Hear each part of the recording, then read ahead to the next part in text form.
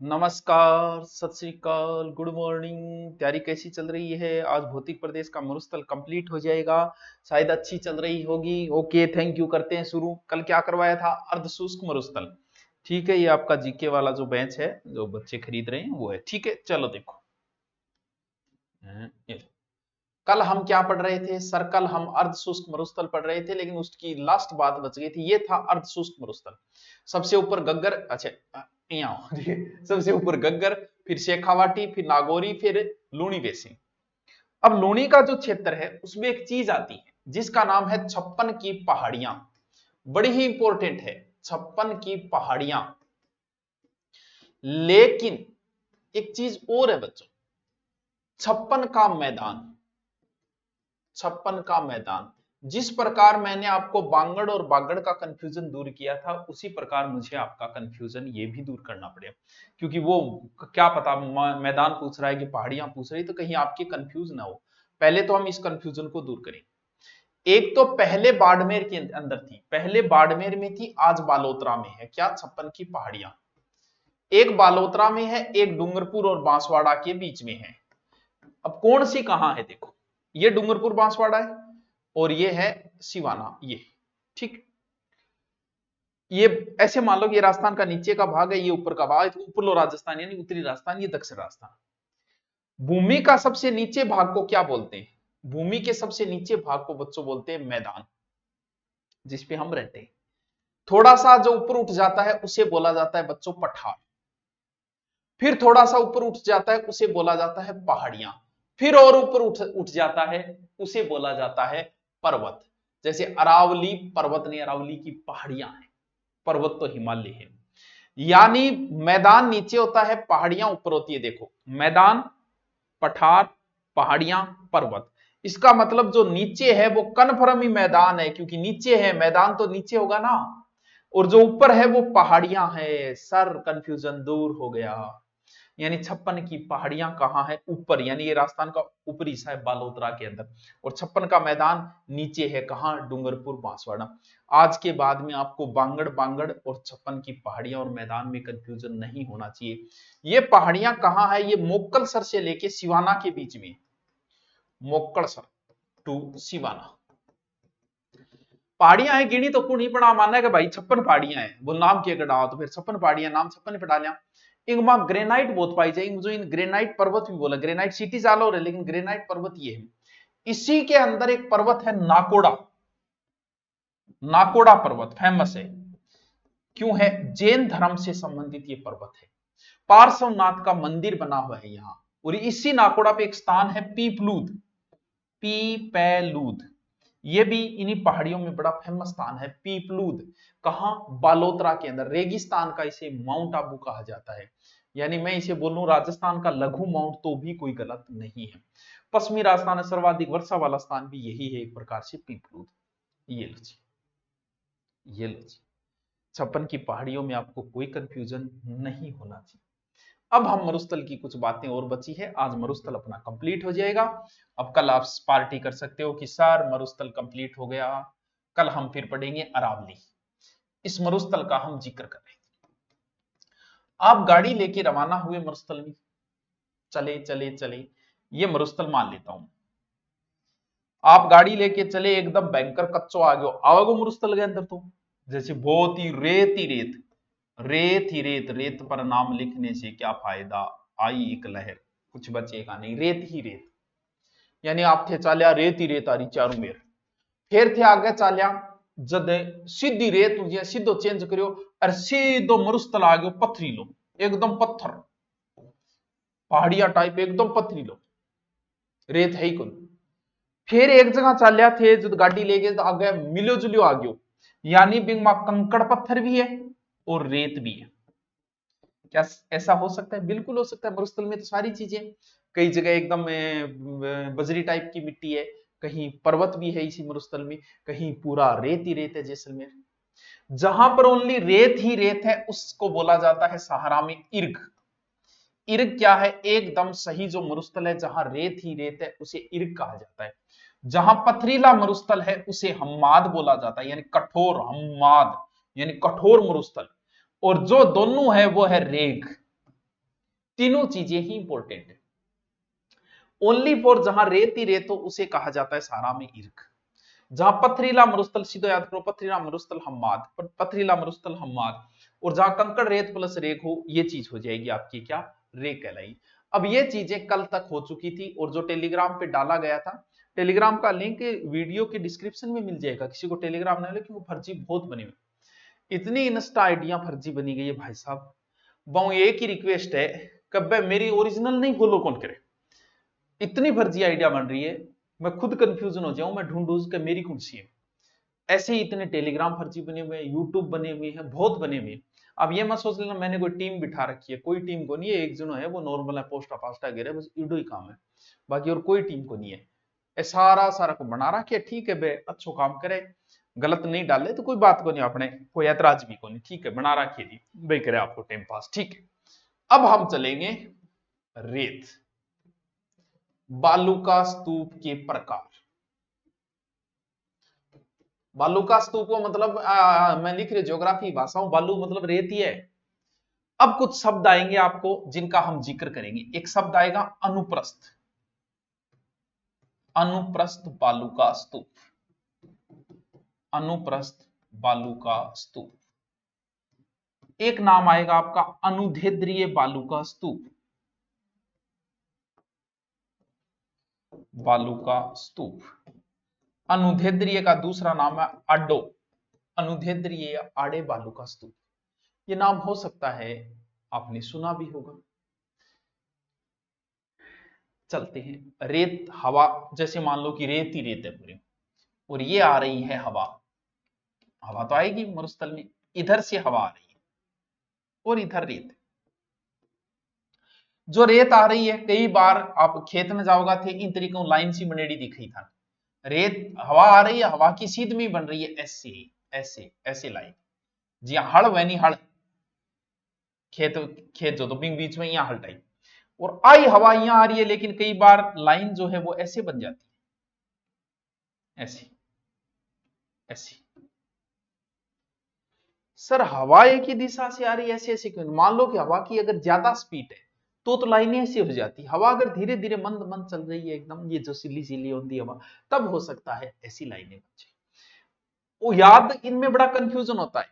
अनुप्रस्थ याद ऐसे रखो, अनुप्रस्थ या अड्डा, अड्डो मतलब क्या है, वो चाल रहे अड्डी लगा दी आगे, गाड़ी गाड़ी खड़ी कर दी। अनुप्रस्थ का दूसरा नाम याद रखना, अनुप्रस्थ या आड्डे बालू का स्तूप, यानी हवा के दिशा के समकोण पे बने होते हैं ऐसे, इन्हें कहा जाता है अनुप्रस्थ बालू का स्तूप।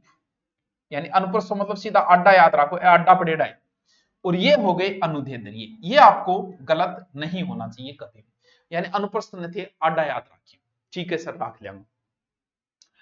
और जो बीच में देखो, मान लो कि ऐसे यहाँ हड़ बीज जेड़ो है, खेत में थे गए हड़ बीज जेड़ो, हड़गो एक भाग तो यहाँ ऊपर, और एक फिर यहाँ नहीं हुआ, यही तो है यहाँ, ठीक। अब वो हड़ बीज जेड़ो है, अब थाने भी ऊपर चालनो पड़ गयो, तो क्या चालोगा थे जो बीच में जो गए ऊपर लेब कौन चालो, कि ऊपर लेब भी चले थार पग दिन जाओ कदी तो थे कि भी बीच आराम चालोगा। अब मान लो कि यहां से कोई व्यक्ति भेड़ लेके जा रहा है, और भेड़ लेके जा रही है, और वो भेड़ा घटकर चलेगी, क्योंकि ऊपर लेब चले भेड़ा ने भी जोर आओ भी बीच आर पार्ट में चलेगी, यानी एक मार्ग तय कर लेगी, ये जिसे कहा जाता है कारवां मार्ग, कारवां मार्ग, गासी या कॉरिडोर, कॉरिडोर। जैसे आप जयपुर जाते हो, मान लो कि किसी व्यक्ति का एक्सीडेंट हो जाए और उसे एसएमएस में रेफर किया जाए, अब अगर वो लाल बत्ती पार करते हुए अगर जाएगा तो भाई साहब एसएमएस तक पहुंचेगा, बेचारा मर जाएगा। इसीलिए क्या कर रखा है, जयपुर में घुसते ही आप देखोगे एक रोड ये है, एक रोड ये है, यानी इधर आने का हो गया, ये मान लो जाने का, बीच में कोई नहीं चलता है, वहां या तो पुलिस की गाड़ी चलती है, या कोई आग लग जाए जैसे अग्निशमक चलती है। जयपुर में आग लग जाए तो इधर वाले से आए तो पहुंच ही नहीं पाएगी, इसीलिए बीच में एक कॉरिडोर बना रखा है जिसमें एम्बुलेंसें चलती है, पुलिस की गाड़ियां चलती है, अग्निशमक। कॉरिडोर का मतलब कारवां मार्ग, ये बीच के भाग को कॉरिडोर या कारवां मार्ग भी कहा जाता है, समझ गए बात। अनुप्रस्थ क्या हो गए, हवा की दिशा में बने, और हवा की दिशा के लंबवत बने। तीसरा ऑप्शन आ गया, कॉरिडोर क्या है, कॉरिडोर या कारवां मार्ग, या गासी। समझ गया कि है? बिल्कुल समझ गया गुरुजी। बीच बीच की लाइन ना बनेगी, मन कॉरिडोर या कारवा मार्ग बोले, ठीक है। अब देखो एक चीज फिर वापस आओ, इसको मैं मिटा देता हूं एक बार। वो देखो ओज को यहां बन रहे नहीं, अब यहां हो तो कई बार किया हुआ एंड अप होएगो ए, और एक टिब्बो सो बन जाएगा। वो देखो वो बन गया चांद। आजकल तो सूरज की चर्चा ज्यादा है, चांद की कम है। क्यों कहते चांद की बढ़ाई कर ये सूरज ने कर दिया नाराज। अब बदलो लेगो थारो मिलना एक तक। वो देखो हवा ऐसे चल रही है, ए है इंगा सींग, ए हवा के दिशा के क्या होगा सामने। ई तरीकों एक बन जा टिब्बो, बिन बोले कि अर्धचंद्राकार टिबला जिसे कहा जाता है बरखान। बरखान सबसे खतरनाक, सबसे नुकसानदायक, सबसे गतिशील है। यहाँ रेत चढ़ेगी आगे चलती जागी चलती जागी। सर्वाधिक बने मारे भालेरी, भालेरी मारे नजदीक बताओ अट्ठे बने बताओ, मैं कल देखे था दिखा दूंगा। फिर बने नीम का थाना है, देशनोग है, मोकलसर है, लूणकरणसर है, ओसिया है। उस साइड में ऐसे टिल्ले आपको, आप खेत में जाओगे दिख जाएगी। आप जाओगे मतलब मैं मुरुस्थल वालों की बात करना हूं, कोई दोसा साइडों को मानतो कौन दिखे तो थनगठू दिखेगा। यानी बरखान क्या है? अर्धचंद्राकार रेत के टिल्लों को क्या कहा जाता है? बरखान। समझ गया? ये छोटी छोटी मगर मोटी मोटी बातें हैं, बहुत अच्छी अच्छी बातें हैं। शॉर्ट में आपको एक बार एग्जाम फेस्टेट में आ गया था कि तारा बालू का स्तूप कहां बनते हैं? तारा बालू का स्तूप, इंग्लिश में तारा ने बोला स्टार, स्टार बालू का स्तूप। अब क्या है आ तो इस दिशा में, एक दिशा में चलायो, ये एक दिशा में मैंने चलाया ऐसे हवा, ऐसे हो गया हवा, इधर से आई इधर से आई इधर से हवा आई, या करिए इसे बढ़ जाओ। कदी हवा को थपेड़ो इनू लाग रही है, कदी इनू लाग रही है, कदी इनू लाग रही है, या करके एक स्टार सो बन जाओ।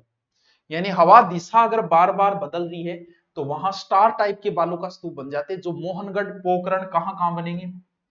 मोहनगढ़ पोखरण कहां पड़ता है? मोहनगढ़ और पोखरण जैसलमेर। एक आपके कहां बनेगा? सूरतगढ़। इतनी जगह पे ये बनेगा गंगानगर में। मोहनगढ़, पोखरण, सूरतगढ़। ये पूछा था स्टार बालू का स्तूप कहां बनती है, उसमें शायद सूरतगढ़ ऑप्शन था, एक बार पूछा गया। अच्छा क्वेश्चन था उस समय। दोबारा बताऊं? समझो। अरे समझना कुछ नहीं है, मुझ नहीं थे कुछ नहीं। अनुप्रस्थ समझ गया, अंधेरी समझ गया, कारवा मार्ग समझ गया, बरखान क्या है? अर्धचंद्रा का रेट के लिए। तारा बालू का स्तूप कहां बनते हैं? मोहनगढ़ में बनते, पोखरण में बनते, और आपके सूरतगढ़ में बनते। एक फिर है नेब, नेखबा यानी नेबखा। यो की जैसे ये कोई झाड़ी है, जब भी झाड़ी का देखो आध बटिया रेत बेड़ी वेड़ी मिलेगी, झाड़ियों के पीछे बने बालू का स्तूप, क्योंकि झाड़ियों के पीछे बने बालू का स्तूप एकदम इजी सा है। वो नाम सुने रहे थारो, इनसेलबर्ग या द्वीपीय पर्वत, यो किया भाई। कई बार किया वह कोई चट्टान हुए, अब हवा चल रही है, हवा भी चट्टान ने तो काट कौन पावे।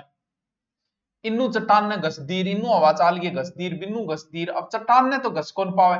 पर चट्टान तो हो जाए ई तरीकों ऊपर, और नीचे रेत ही रेत हो गयो, पानी हो गयो। बिम के लागे द्वीप सो लागन आ जाए वो एक तरीकों। बिन ही बोले इनसेल बर्ग या द्वीपीय पर्वत, बस खड़ी चट्टान हुए, सांबर झील के आसपास ऐसा पाया जाता है। यो लो जी, क्या बात है। एकदम छोटे छोटे शब्द हैं जिन्हें पूछा एक दो शब्दों को ही गया आज तक, थोड़ा सा ध्यान कर लो बस थे। अगलो है गिरिपथ या पेंडीमोट के मैदान, मैदान। अब भौतिक प्रदेश कंप्लीट होने के बाद आए हुए क्वेश्चन निकालना। गिरी पद माने पांव, गिरी माने पर्वत, पर्वत के नीचे रेत बेड़ी जब गिरी पद हो गया, सीधे चलो सीधे। चलो देखो अब आएंगे जल संचय के साधन। पलाया, चलो नया पेज लेता हूं मैं। पलाया, ठीक है।